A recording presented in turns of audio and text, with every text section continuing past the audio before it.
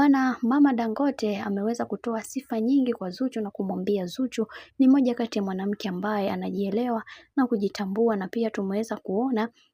Mama Dangote alivyoweza kutoka auti na bibie Zuchu, na akimwambia kwamba atahakikisha kila kitu kinakwenda kuwa sawa, na wengi wao waliweza kuzungumza vingi na kusema kwamba mama huyu yupo kimaslahi zaidi na bibie Zuchu, lakini uhalisia ni kwamba sasa hivi mama huyu ameweza kuweka chuki zake pembeni na kuweza kuonesha